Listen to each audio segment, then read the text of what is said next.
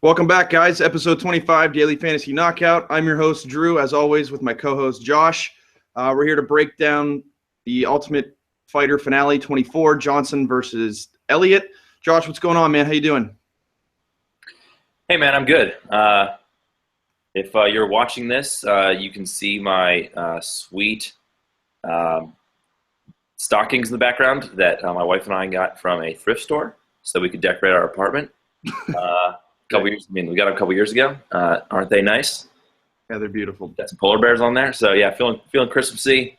Only a couple more weeks until Christmas break for school. So feeling good. A little bit sick. My voice is kind of cracking and sounds terrible. So I apologize for everyone who has to listen to me talk for the next hour. But otherwise, excited for this card. Yeah, man, me too. Really looking forward to it. Pretty low-key weekend for me. I've kind of been getting over sickness myself, but we're ready to dive in and yeah, let's get after it. All right, so the first fight of the evening is Dong Hyun Kim. Whoa, we got some news and stuff to talk about, right? Oh yeah, you're right. Shoot, how could I forget? This UFC, well, not UFC, MMA. They're not calling it a union, but I mean, let's call a spade, in my opinion, right? Yeah, apparently it's not a unions association. I guess, as far as I'm concerned, the only difference between them is that's like a legal difference, I guess. The goal here is the same. They're trying to, Gain some power for the fighters. Yeah, exactly. Give the fighters a seat at the bargaining table so that they don't have to have another Reebok deal that they didn't have any say in and end up losing a whole bunch of money, and it sucks. And yeah, they get a bigger piece of the pie, and et cetera, et cetera. So, do you have any thoughts on it? Yeah, I mean, I think it's smart from a fighter's perspective. I was reading on Twitter the other day that the revenue that the Big Four share with their athletes is close to 50%, and the UFC shared 8% of their revenue. That's freaking ridiculous. That number around a lot during like the press conference or whatever. I'm not really sure where that number came from. I haven't heard that number before yesterday. Not that I don't believe them, because I'm sure that the UFC is not paying them anywhere close to.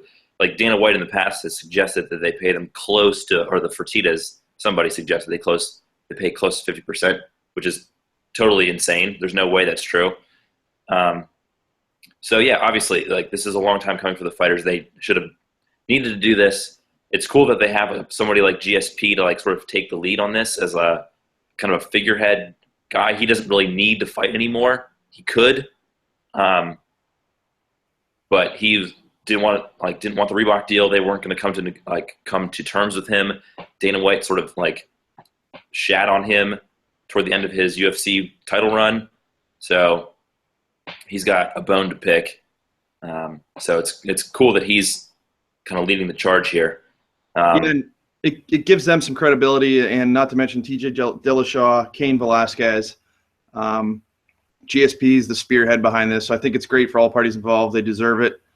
Got to get rid of that whole monopoly thing that they're accusing the UFC of. So I think it's good for the fighters, and they deserve it, man. They got families and kids too, and they're Claudia or somebody just came out and said she sold her Harley Davidson to make ends meet. And you know, if you're fighting on pay-per-views 3 or 4 times a year and you're struggling to make ends meet, like, something's got to be fixed about that. This company was just sold for $4 billion based on the hard work of these fighters that you're putting out there, and I think they deserve a higher piece of the pie. So definitely. I just wrote an article about the union, or the Mixed Martial Artists Athletes Association for low kick that is either out now. I haven't checked to see if it's actually out yet, but it will be either by the time you're listening to it or later this week. So you can check that out. The other thing we want to talk about was all the drama between, surrounding McGregor. He's got a boxing license now. Khabib's calling him a chicken, et cetera, et cetera. Lots of fun stuff came from that. We didn't really have I guess we did have a card post UFC 205, but in any case, what do you make of McGregor? Is he actually going to try to box Mayweather, or what's the deal here with him? What do you think his next move is? I don't know if the UFC will allow it, but I think this could be a power play move on his side for the UFC, you know, because he wants a bigger piece of the pie. So this could be a business decision. We'll see what happens. Yeah, I 100% agree. He'd get murdered by Mayweather. Pretty much anybody would tell you that. I mean, in an MMA fight, Conor would kill him. In a boxing fight, Mayweather would kill him. A while ago, when these rumors first started cropping up, I also wrote another article for Low Kick that you can find. I retweeted it again recently when the news that he got a boxing license came out. He's not going to box. There would be huge money in it, but the UFC is just never going to let that happen. They're not going to let him out of his contract. They bog him down in all kinds of injunctions and suits and stuff before they let him fight. He's doing it because they stripped him of his title. It's a power play, like you said. I 100% agree. You want to talk about the whole stripping situation, like the featherweight belt, or you just want to get into? I mean, there's not much to it. You know, they stripped the belt. I think it's a cop out how they gave it to Aldo, and now they're fighting for the interim. It just doesn't make sense. I'm sure you guys have read about it, but I say we dive into this card, and if we have time at the end, we'll touch on it. All right, sounds good. All right, so first fight of the evening. I'm going to take this one. It's Dong Hyun Kim versus Brendan O'Reilly. I'm sorry, no, Josh Stansberry versus Devin Clark. I like Clark in this fight. Hold on, I'm sorry. I have research on my other computer here. Do you want to dive in? I'll hit the odds and the prices, and you get your life together. Sorry, guys. You're good. All right. So Stansberry is the slight underdog at -105, and Clark is the slight favorite at -125. Those odds sort of play out in their prices as well. On DraftKings, Clark is 8,200, and Josh Stansberry is 8,000. Looking at their finish props, see where we're at with that. Stansberry, oops, sorry, I looked at the wrong fight. Stansberry inside distance is +176, and Clark inside distance is, the computer would cooperate. Clark inside distance is +178. So they're pretty much identical finish props. Close fight. What's your take? Okay, I'm going to go with Devin Clark in this one. He made his UFC debut against Alex Nicholson in his first fight. He came in actually as a -225 favorite, -250, something like that. And he, in my opinion, thoroughly dominated the entire first round against Nicholson. He was up against the fence with about 10 seconds left, and he got caught with this fluke weird punch on the top of the dome, and it just put him out. So Nicholson won the fight. He is a junior college national champion wrestler. This guy's uber explosive. He was discovered on Dana White's looking for a fight. The guy has a ton of speed and power in his game, in his striking department. He throws a ton of feints. He threatens with level changes because of his wrestling background and his pedigree there. His nickname is Brown Bear, which is pretty sweet. We got a couple good nicknames on this card for the record. So Nicholson was aggressive and pushed forward, and Clark really used that to his advantage. Used that aggression to drop down for the takedowns early on in their fight. He does his best work in half control or half guard. He could have finished the fight on two separate occasions on the ground. I'm not sure why he didn't. He kind of gave up on a choke, two chokes actually. Nicholson didn't really have much threatening abilities off of his back because Clark is very, very heavy. He's a wrestler. You guys know how it is with your wrestlers. Once you're in top control, they're very, very heavy, tough to get off. Where else are we on this? His striking, he's aggressive and he pushes forward, but I'm not too sold. I haven't seen much of the technical side of his fighting, his striking, because obviously there's not much footage on him. But the guy's a raw talent. He's an athlete, and he's fighting out of the Jackson Winklejohn camp, which I put a ton of value on because Greg Jackson is a G when it comes to fight planning. And Clark, his first fight was in his hometown. He was the favorite. And it was his UFC debut all in one. So I think he gets rid of those jitters. I think he comes out, and I think he wins this fight. His opponent, Stansberry, he's a legitimate light heavyweight. He was like the last pick on the Ultimate Fighter in the season that he fought on. I forget what number it was, to be honest with you. 23. 23, okay.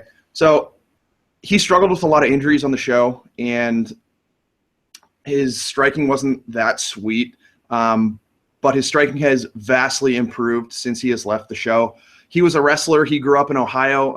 Ohio is known for very strong wrestling, high schools, camps, things like that, colleges. He uses his high-level wrestling quite a bit. He fought, what was his name, Mike Hendricks? I forget his first name, but Hendricks. Corey. What's that? Corey Hendricks. And he was uber heavy on top, tired him out, and wore on him. And then in the third round, he still had his gas tank, which is never in question for this guy. And he was shooting for submission attempts. He should have submitted him, but he didn't really get it. He's in the clinch. He's really crafty. He wants to make the fight dirty. He wants to pressure forward, get through range, and beat you up against the fence with his grappling and his dirty boxing and his clinch game.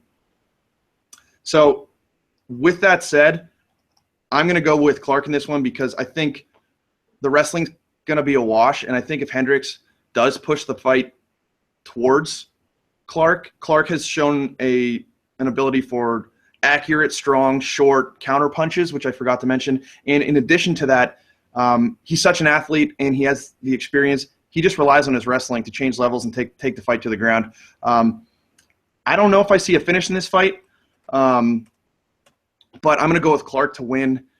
He looked really good in his first fight, like I said, and he lost on a fluke. And add in the pressure of his first fight, and it's in his hometown in front of all of his family and friends. I think that plus, the game plan with Jackson Wink, I think that bodes well for a win in this fight. I'm going to take Devin Clark via decision. Due to him being, a freak athlete and he has the abilities to win the fight. I see Clark as a GPP play for me. Cash as well. I'm a little more hesitant on Cash because he is such a new fighter, but I think this guy has all the talent in the world. So I'm going to take him. I would be okay. You can make an argument for playing him in GPPs or cash. Stanberry, strictly a GPP guy for me at $8,000. I don't like his chances to win the fight, but you know how MMA is. He's only a minus 105. Devin Clark's minus 125. So GPP for either guys, but I'm going to lean Clark in this one. Okay.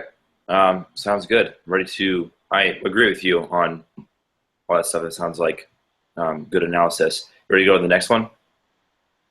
Yeah, we can go to the next one. It is Anthony Smith versus Elvis Mutapcic. Yes, friend of the podcast. Yes, he is. Anthony Lionheart Smith. Right.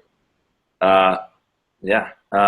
So I guess, full disclosure, I am picking Smith tentatively, but we got a chance to meet him after his second UFC debut against Leleco Guimaraes in Pittsburgh.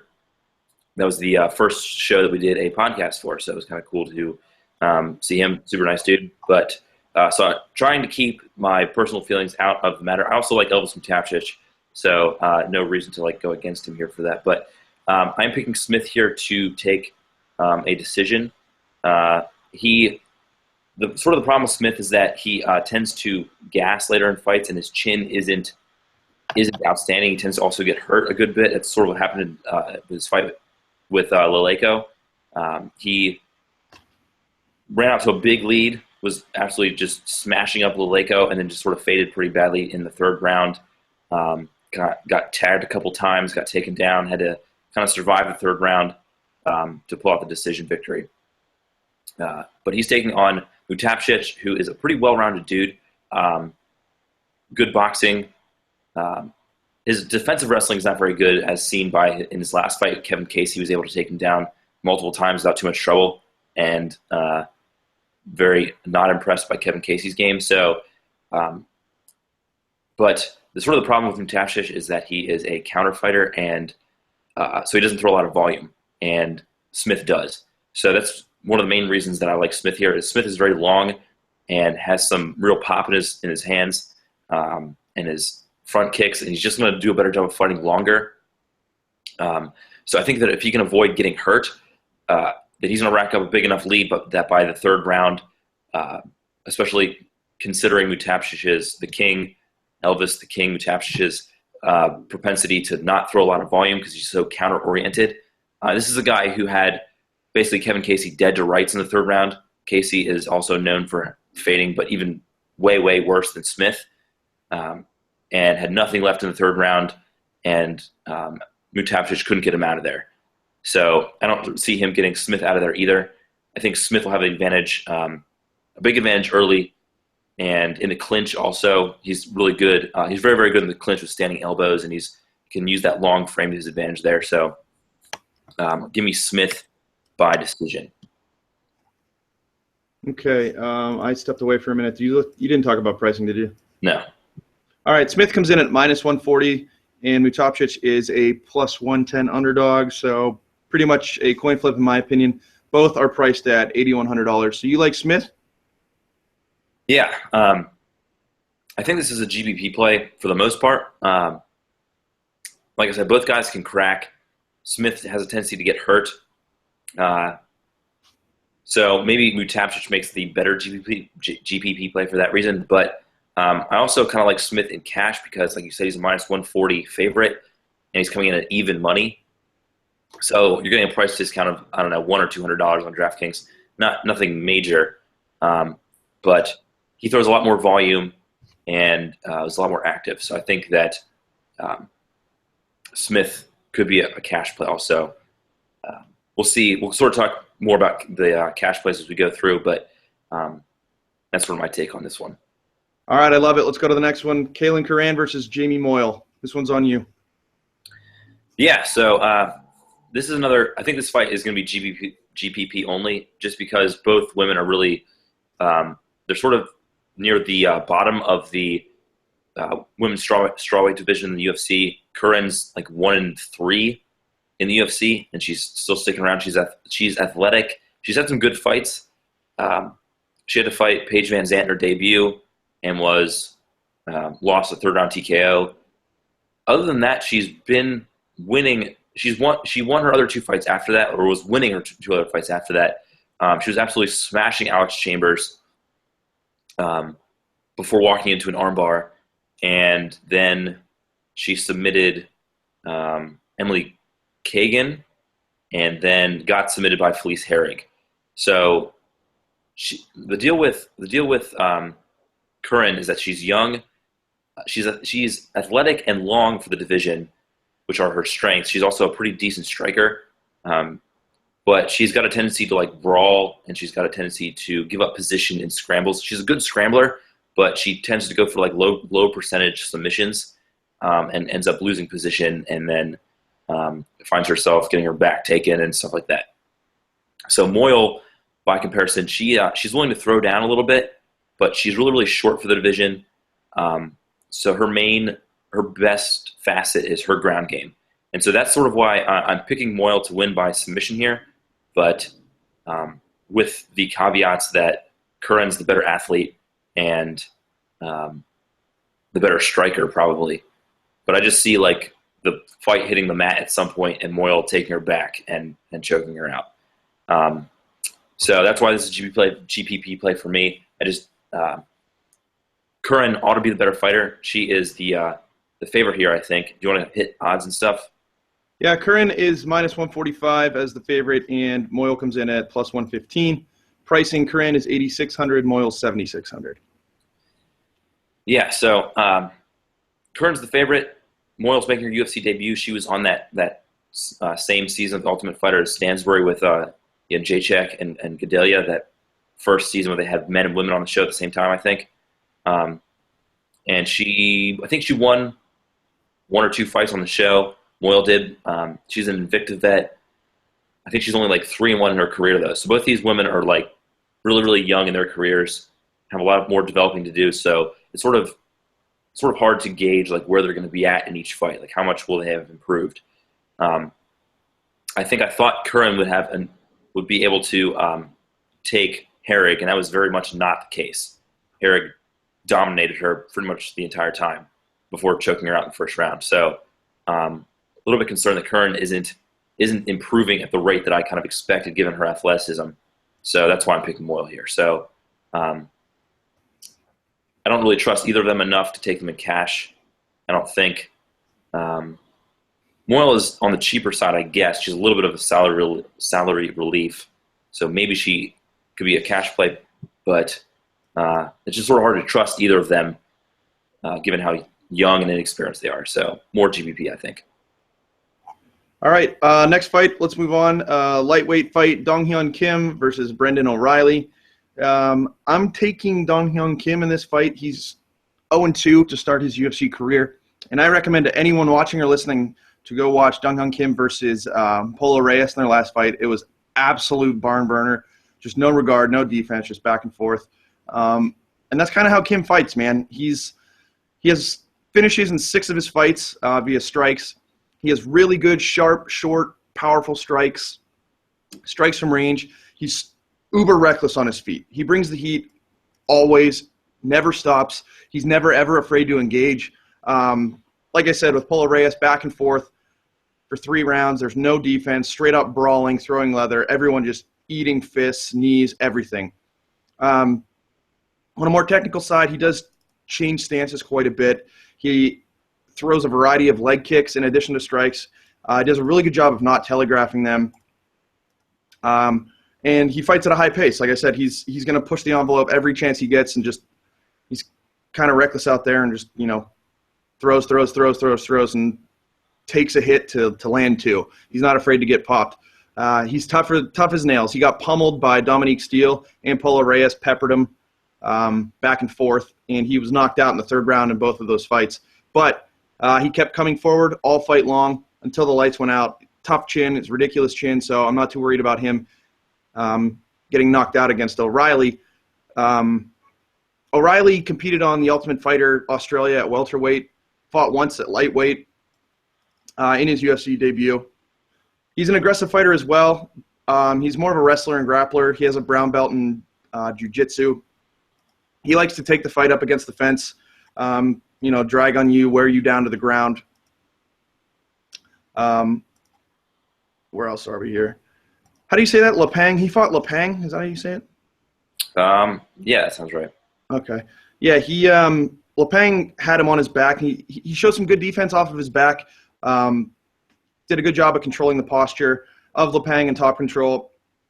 In his second fight, he moved up to welterweight. He took on Vic Grucic. And once again, he looked to take the fight to the cage in the clinch. He was looking for takedowns. He was kind of a smaller welterweight at the time, so he used a little bit of his energy. And I have my notes here. I question his gas tank, but at lightweight, I don't know if that's going to be that big of an issue. In his first 2 fights, by the middle of the 2nd round, he was absolutely gassed. But he's – actually, you know what? That might even be a bigger issue because he's going to have a bigger weight cut. I don't know. His gas tank's in question. We'll just leave it at that. There's not too much footage on his stand-up game. He fought Alan Jouban, and Jouban stormed him. Same style that I think Dong-Hyun Kim is going to impose on him.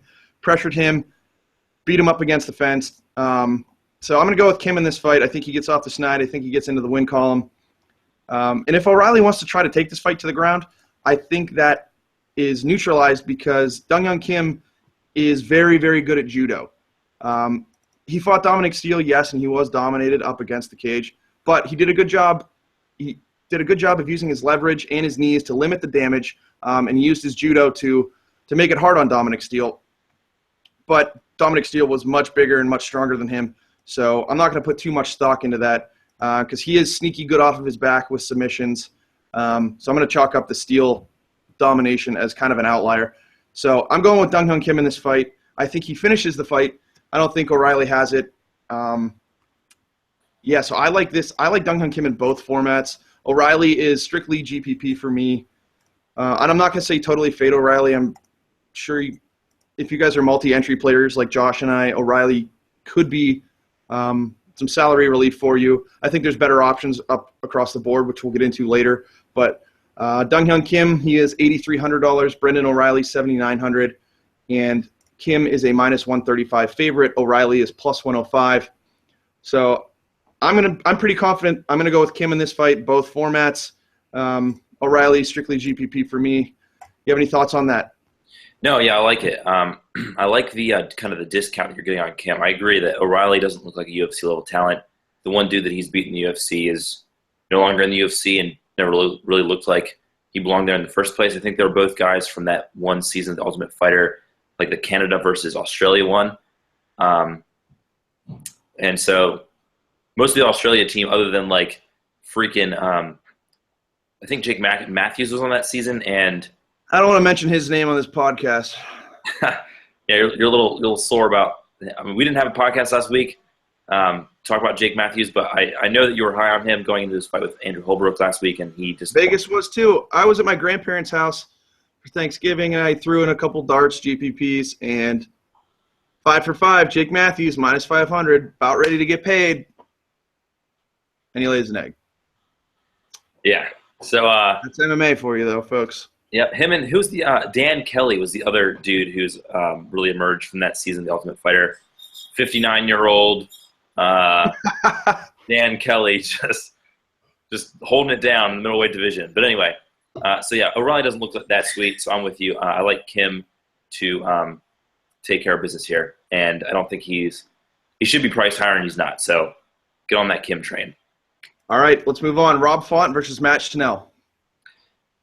All right, so Schnell was one of the guys from this season of The Ultimate Fighter, and he looked pretty good, but he's sort of in a bad spot here. He's coming in for Alejandro Perez on like a week and a half, 2 weeks' notice against Rob Font, who's a pretty big name prospect in the bantamweight division. So Schnell's moving up a weight class, fighting a really solid dude on short notice. So, yeah, the deck is stacked against him for sure. Schnell looks pretty solid all around, especially his guard. His ground game is really, really tricky. He almost had Tim Elliott in a couple submissions before ultimately getting tapped by Elliott in their fight on the show. And I don't really see Font being able to do that because Font, I don't think, has much of a top game. I haven't really been impressed with his top game, but he's really athletic. Is a better striker, I think, especially from long range, and he'll have a size and power advantage against Schnell. And I think that he can wrestle and sort of do like a rinse and repeat type wrestling game against Schnell if he wanted to. He's not going to want to play around in the guard very much, but he can rack up points with takedowns. So I think I picked Font to take this fight, second round TKO. I think there's just too many things stacked against Schnell in this fight, but I'm excited to see him and a lot of the rest of the guys from the season of The Ultimate Fighter like inject life into this UFC flyweight division. So you want to run through prices and stuff on this one? Yeah, Font comes in at a minus 280 favorite, and he is priced at 8,700. Schnell is a 210 dog, and he's priced at 7,500. So jumps out to me right away. Schnell and GPP only. Is that fair? Yeah. Like I said, his guard is very, very good, very, very sneaky. And I don't think Font's very good on the ground. He's a good wrestler, good athlete, but he hasn't been very impressive on the ground as far as I've seen. I'm sure that an athlete of his caliber is working on his ground game.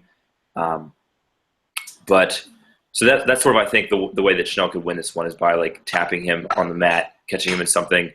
But I think Font is probably the safer play. He isn't super expensive. And he's a pretty solid favorite. So I think he's a good play in both formats. Font, that is. All right, that sounds good to me, man. You want to move on? Yeah. So we got Hall and Maynard next up. You're right. That's you. Well, it's kind of both of us here.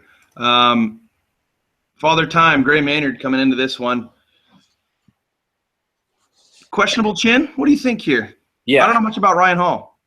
Yeah, so Hall actually is the Ultimate Fighter from season 22, that season with Uriah Faber and Conor McGregor. Oh, right. So Hall sort of stepped in as like a late replacement on the finale. I forget the guy's name who was supposed to fight in the finale against Artem Lobov, an Englishman.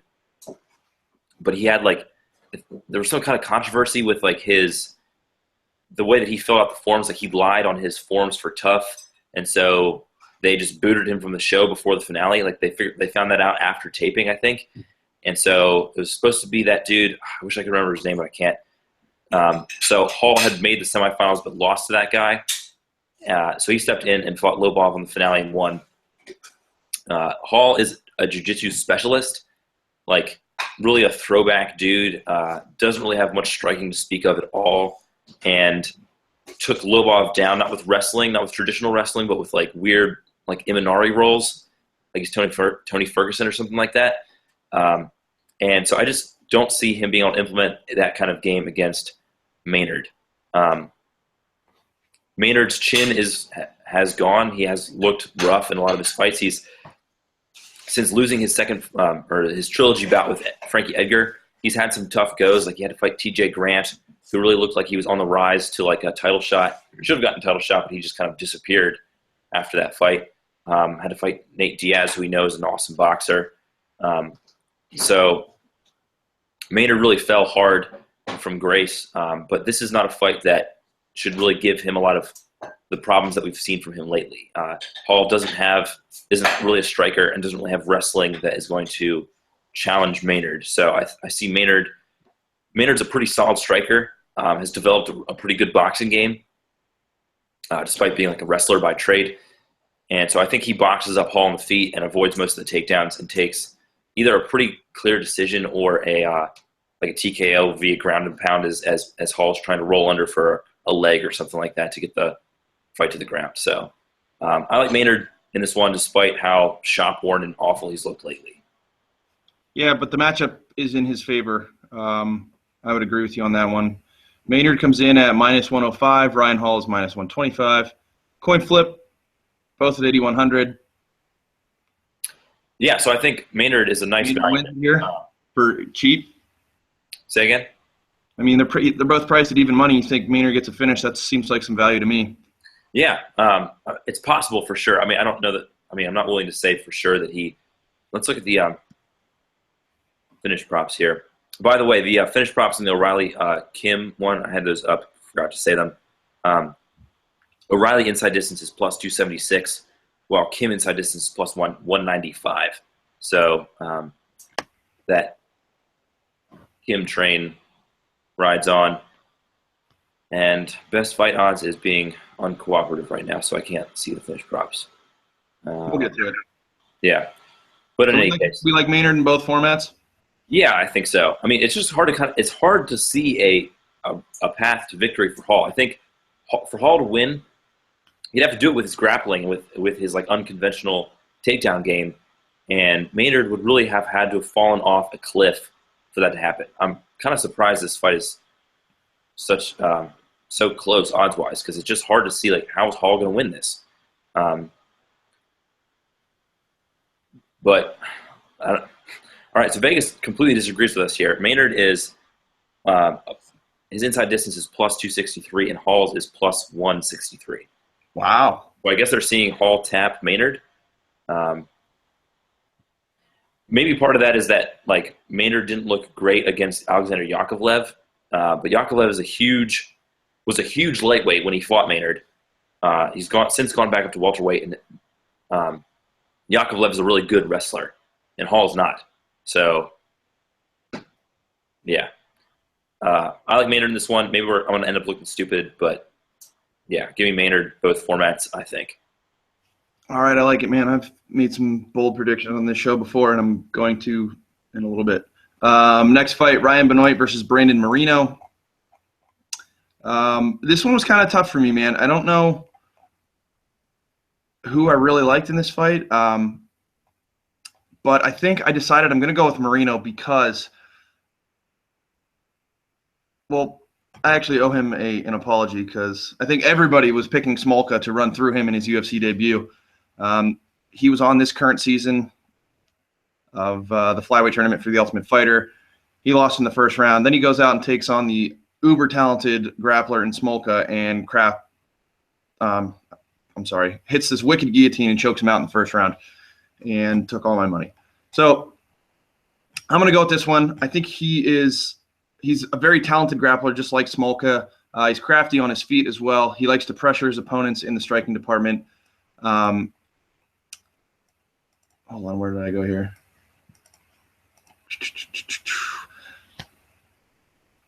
Okay, so yeah, he took Smolka down early in his fight. Did a great job getting around, getting ground and pound off on him in top control. He was very heavy on top. Smolka made a mistake and Moreno locked it in. So he's an experienced BJJ fighter, and his submission skills are very, very high. That being said, I'm not all in on the guy because I don't want to say it was a fluke, but I'm not sure if it was a total fluke or not. He showed a lot of heart, man, to get in there and not be bullied around by Smolka, and then he comes out with the win. It was a hell of a story. It was a hell of a fight. Pretty happy for him, even though he took all my money. Benoit, orthodox fighter, loves to switch his stances. He likes to throw this left high quick quite a bit. He's got a bunch of speed in his hands. His counterpunch combos are lightning fast.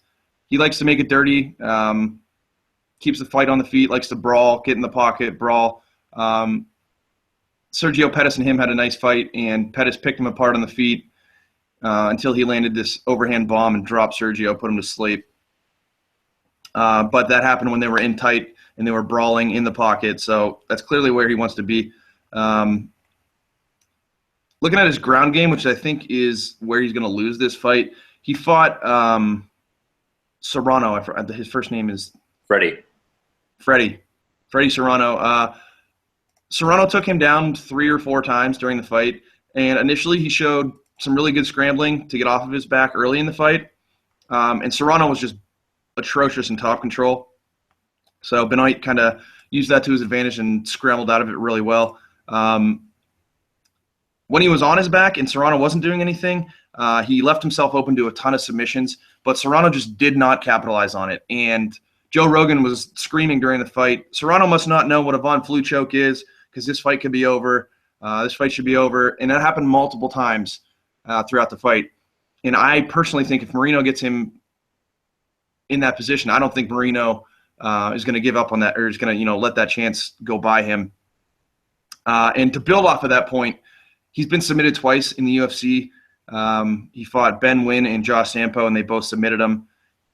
So I think that's where he's going to lose this fight. Like I said, tough one for me. I like Benoit in the stand-up department.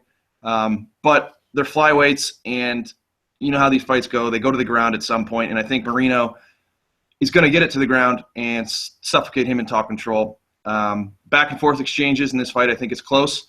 But what it boils down to for me is Benoit's subpar takedown defense. I'm going to give the edge to Moreno in this fight.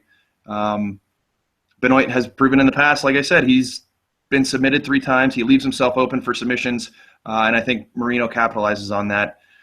So I think Moreno wins this fight.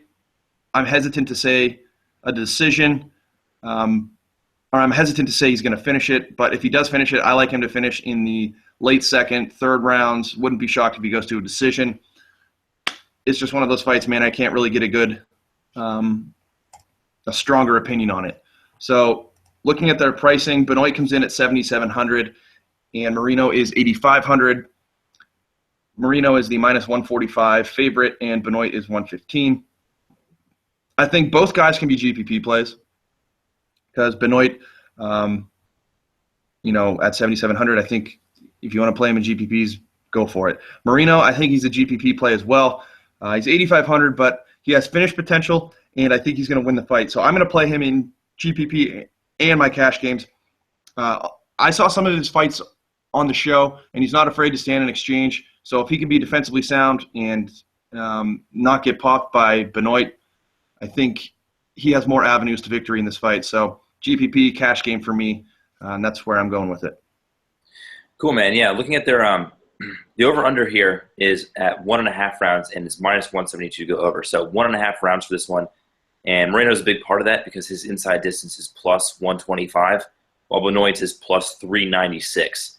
So that's kind of surprising that his Moreno's finish prop is very, very good, despite him not being a giant favorite. So, yeah, I think it looks like Vegas agrees with you on that one. All right, let's move on to the next fight, Sarah McMahon versus Alexis Davis. Yeah, before I jump into that one, forgot to do this at the top of the broadcast, and before we hit the main card, just wanted to remind all of our listeners about our Patreon page. We are now on Patreon.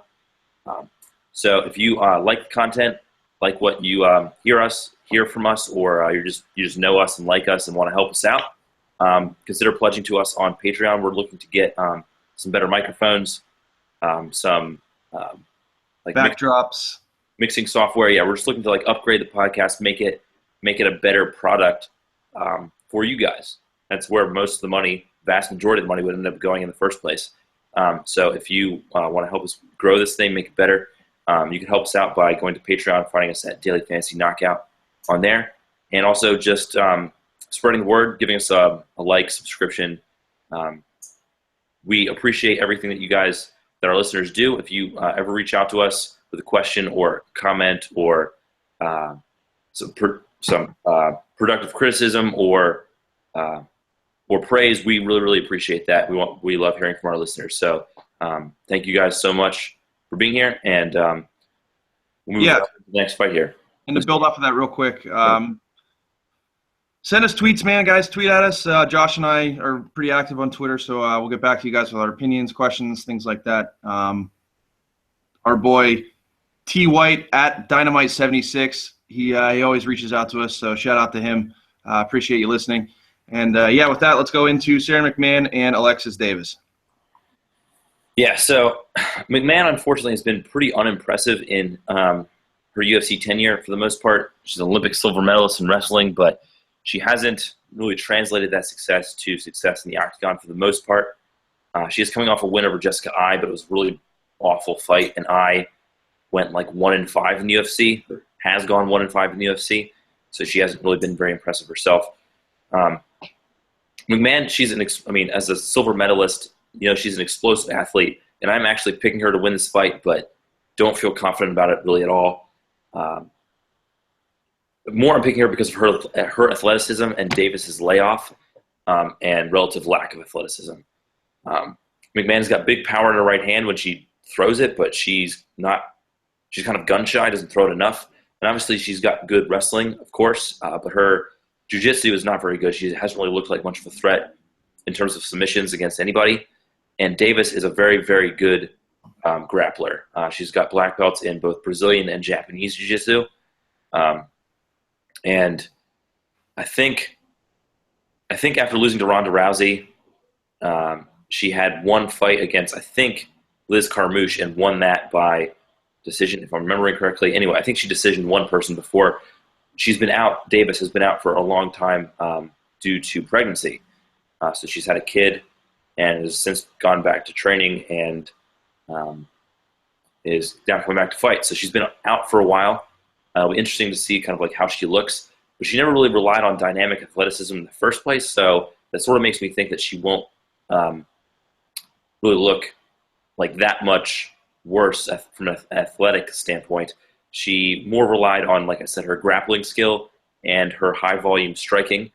But the problem is that she's very hittable, not super athletic, like I mentioned. So I'm picking McMahon here. More just she's been more active, so it's sort of hard to trust Davis with her level of inactivity. And she's more powerful, both with striking and with the wrestling. I think it would take Davis really like tying McMahon up and not really letting her consolidate top position on the ground, and then just like outpointing her on the feet with volume. So I initially leaned Davis for that reason, but just sort of had to go back the other way because of that layoff and McMahon's superior athleticism. She just she's been able to find ways to win these fights that are close, and she should dominate, but she just doesn't. So I'm still going to pick her, but just because she's able to find these ways to win, but don't really feel super confident either way. What do we got in terms of price? Pricing, McMahon is 8,400 and Davis is 7,800. Odds, McMahon minus 170, Davis is 140. Are we fading your girl, Sarah McMahon? Probably, yeah. I mean, she could, I'm picking her to win, but she's at favorite money, and I don't see her finishing, and I don't really see her. I mean, she could rack up points, I guess, with takedowns with the new scoring, but I think she just doesn't do anything when she has top position. So it's just hard for me to see her putting up very many points in really any kind of format. I think Davis is a better GBP play. She's able to snag a submission. She's very, very crafty, very, very good grappler, and McMahon has just shown that despite her wrestling pedigree, she's just not a very good grappler. So I'd rather play Davis than McMahon, really in either format. But so, yeah, fade McMahon. All right, cool. Let's go on to the next fight. Jared Cannonier and Ion Cutelaba. This is a light heavyweight affair, and I like Jared Cannonier in this fight for one reason, and that's his nickname, the Killer Gorilla. And this dude trains at MMA Lab. He's dropping down to light heavyweight. He started his UFC career at heavyweight. He was a smaller heavyweight, but he lost his first fight to Sean Jordan. He got knocked out. And then his most recent fight, he knocked out Cyril Asker. Big dude, bunch of power in his hands. He dropped Asker in the first round with this amazing 1-2 punch combo. For a heavyweight, I like his striking a lot. He does a really good job of shifting stances as he's throwing fists, and that's like the new style and tactic that a lot of fighters are using. TJ Dillashaw does it a lot, especially. Hard leg kicks as well. He moves very well. He was not super big for a heavyweight. He's light on his feet, and he moves exceptionally well. So at the light heavyweight division, I think he's going to fit right in. When he's fighting at range, he does a good job of moving his head. Sometimes he gets caught up in that and keeps his head on, the center line and doesn't really tend to move it. He works a quick left jab really well, and he was holding his own very, very well with Sean Jordan before he got clipped in the ear. It was one of those side of the temple punches that, threw off his equilibrium, and then Jordan came on top of him and hit him with a right hook, dropped him, and that was that. His wrestling game's strong as well. He's shown a knack for high amplitude double leg takedowns. He's got an excellent sprawl and takedown defense for a big dude. He's really strong, like I said.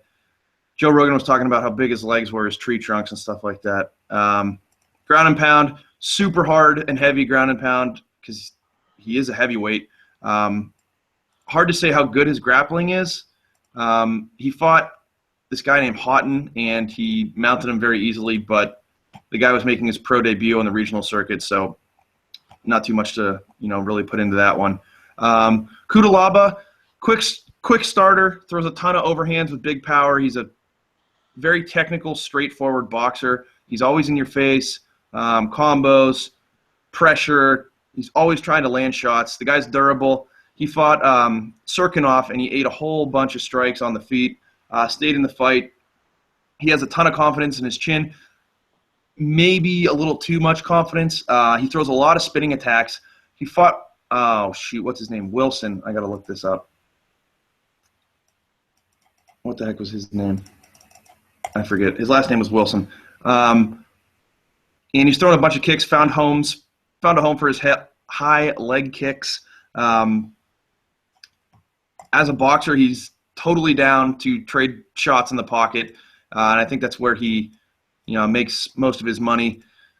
He's a boxer, like I said. The key to beating this guy, though, is to slow him down. You want to push forward, push him up against the fence, limit his boxing. He's shown improved clinch work and dirty boxing when he was pressured, but that's an area where he's weak, and I think that's where he's going to lose the fight. He needs to be better at keeping his head off the center line. Somebody with a decent striking arsenal is going to put him to sleep one of these times. And he tends to follow his opponents a lot around the octagon, which isn't good. His coaches and Joe Rogan were screaming during the fight, his most recent fight. He needs to use his angles and cut off his opponents and trap them up against the cage. His wrestling background, he's a former Greco-Roman wrestling champion with 12 years of experience. He's a former judo and combat sambo champion as a teenager before he turned pro at 18. So his wrestling and his judo background is strong. I'm really jacked up for this fight because these guys like to stand and bang. Cannonier is going to be my pick in this fight. He's dropping down to light heavyweight, so he's going to have the power advantage, and he should have the size advantage. In terms of speed, a lot of times guys drop down and they can't handle the speed. I don't know if he's going to lose that much speed because he is a smaller heavyweight to begin with, so he's fighting at a more natural weight. Vegas has Cutelaba as the favorite, but I don't think Cannonier is getting enough credit in this one. I'm not going to totally fade Kudalaba because he is an elite boxer. But my glasses just fell off. For the salary relief, and he has knockout upside, I really like Cannonier in this fight. Looking at Vegas odds, Cannonier is plus 175. Kudalaba is minus 220. Cannonier comes in at 7,300, and Kudalaba comes in at 8,900. I don't really trust these guys in cash. Maybe Kudalaba, but I like Cannonier's upside that I'm probably going to fade this in cash. I think this is both a GPP play for me. Vegas totally disagrees with me. I don't know if I'm not seeing something. But, yeah, that's my pick, and I'm sticking with it. Okay. Yeah, with dudes that can crack like this, I think it's definitely got to be a GPP play. I mean, you want exposure to both sides. I mean, so you like Cannonier, and he's cheaper pretty significantly, so you'll probably have more exposure to him, which makes sense. Kudalaba definitely deserves to be in your lineups. He's a G. Dude is tough and can crack for sure. So definitely have some Kudalaba in there too. So next up, we got Masvidal and Ellenberger. You ready to move on to that one? Yeah, buddy. All right. So looking forward to this fight. I like Masvidal a lot. Ellenberger kind of resurrected his career, or at least like temporarily, at least by knocking out Matt Brown with a liver kick in the first round of his last fight. But he's looked like he's been on like the decline for a while. Ellenberger's always had big power in his hands, and so I think he is a GPP play for that reason. Masvidal tends to get cracked, at least somewhat, especially early, while he's like kind of feeling his opponents out. But I like Masvidal in this fight. I think he's just got more tools. Masvidal is an underrated wrestler. That's like sort of Ellenberger's bread and butter. But he hasn't really been using his wrestling that much, and Masvidal is a very, very good grappler and has been able to take down pretty much every person that he's fought. So, I mean, regardless of the wrestling pedigree. So I see Masvidal being able to negate Ellenberger's wrestling for the most part, survive maybe an early barrage from Ellenberger, and then just gradually pick him apart as the fight wears on, because he's just a superior overall striker, super, super tough. Has only been finished once in his career. So I like Masvidal to take a decision or a late TKO.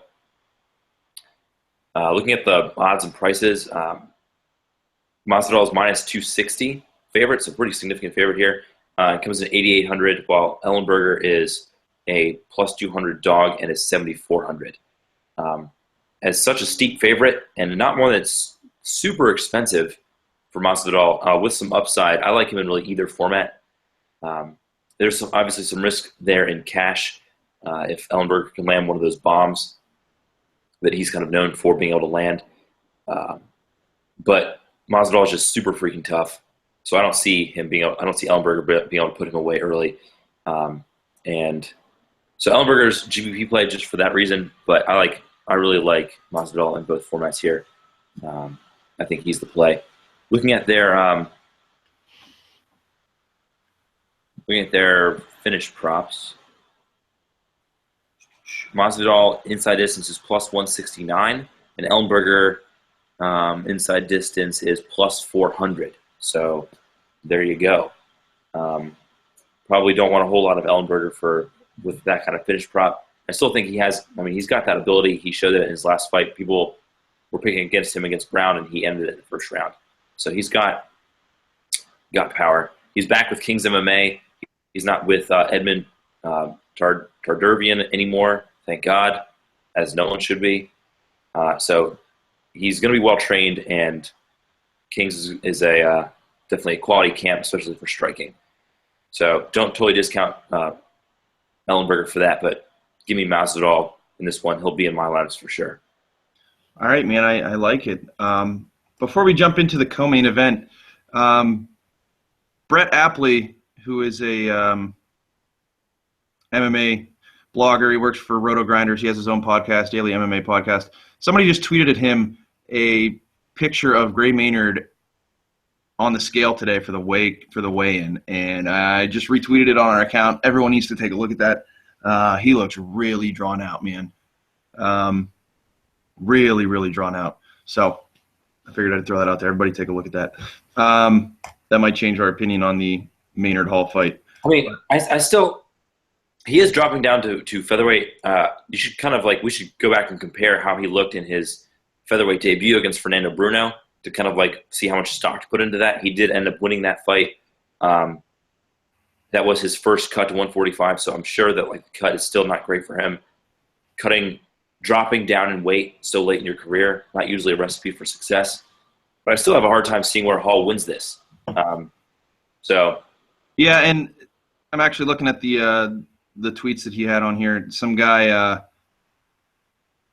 was talking to him about it, and he even mentioned, Hall doesn't really throw any strikes. So, I mean, regardless of the weight cut, we still might favor Maynard here. Anyway, let's go on to the main co-main event.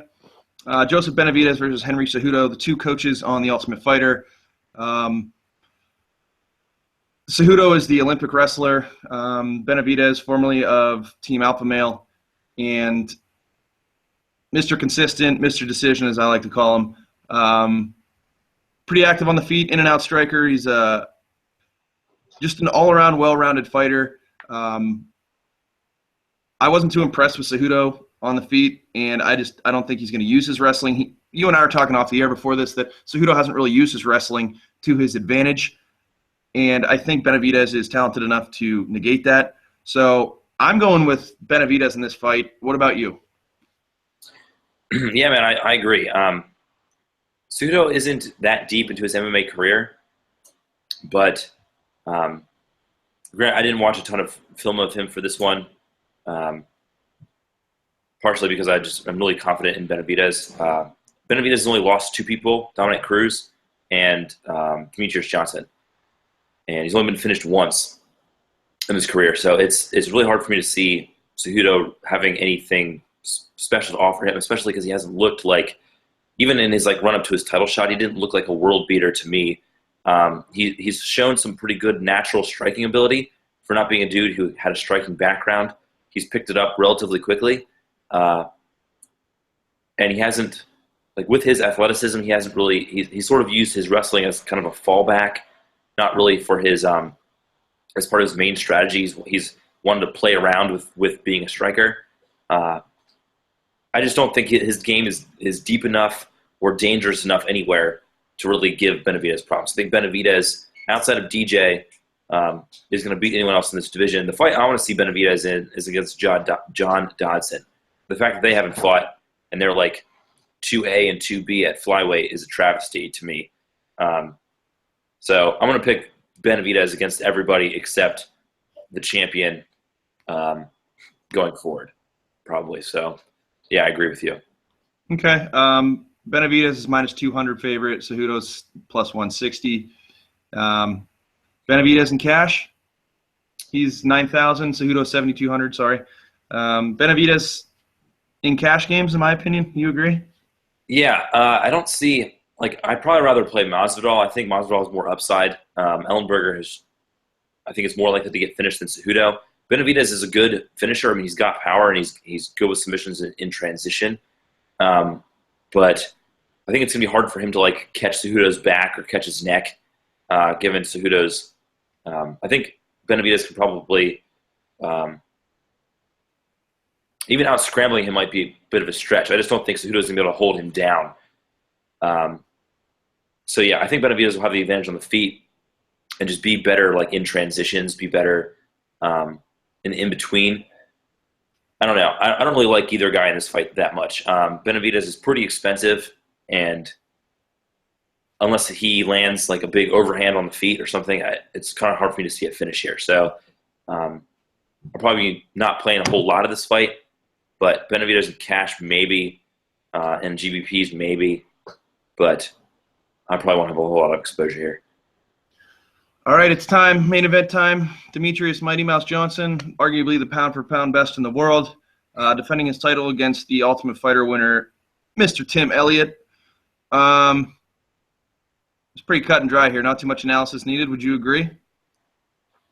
Yeah, I guess. I mean, obviously the winner here seems like a pretty much foregone conclusion. If Elliott were to beat Johnson, it would rival Matt Serra beating GSP, or maybe even be a bigger upset than that.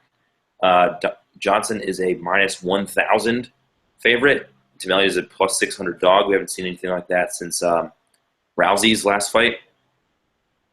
But, I mean, there's an example. You see how that went. But Demetrious Johnson does not have the holes in his game, obviously, that Rousey does. Johnson is just super freaking good everywhere. We were talking before we came on here about, like, what we thought, like, could we even play Johnson at all, who comes in at 10,200, the most expensive fighter we've seen since the salary switch up. And Elliott is only 5,400. So we were sort of playing around with lineups to see if we could make viable lineups with Johnson and in there at all.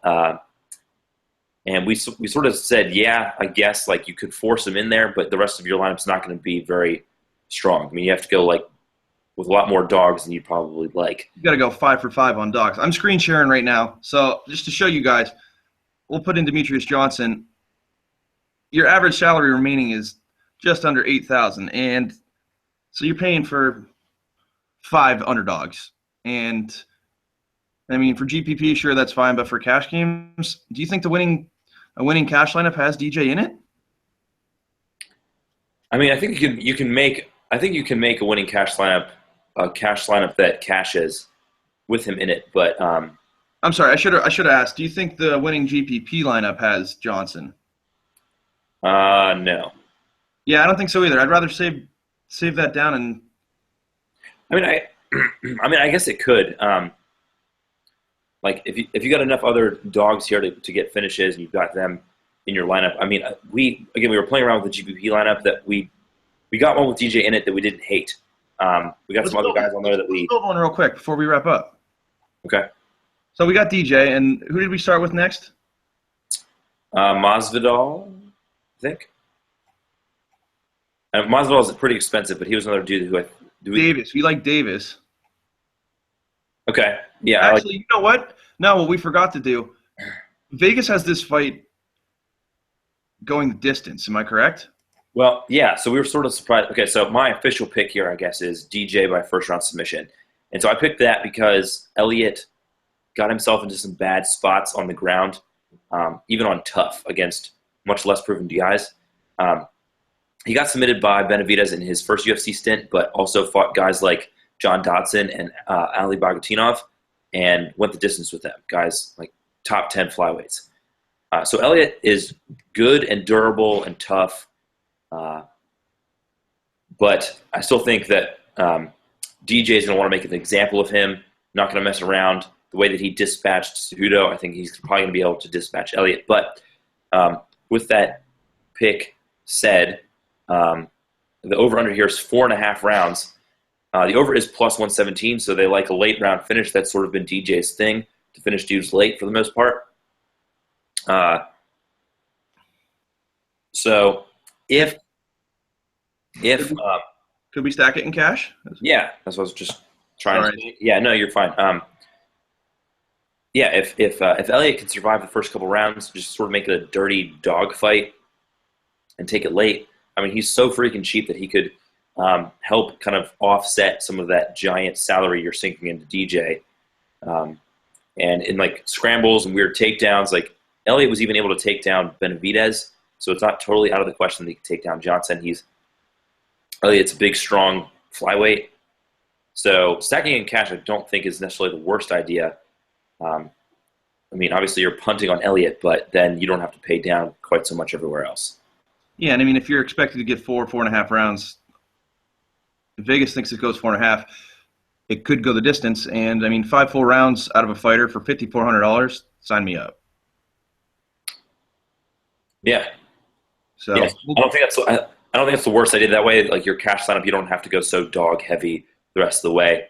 So yeah, I think that makes sense. All right, we'll ride with this then. We'll stack the main event, and then we'll go down and see who we like in cash games.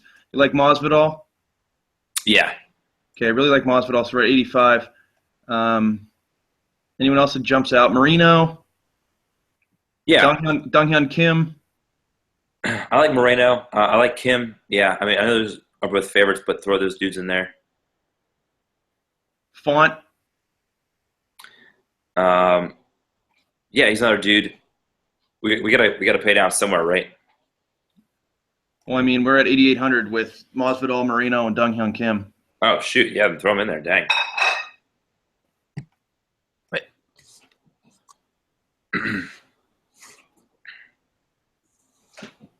How's that look?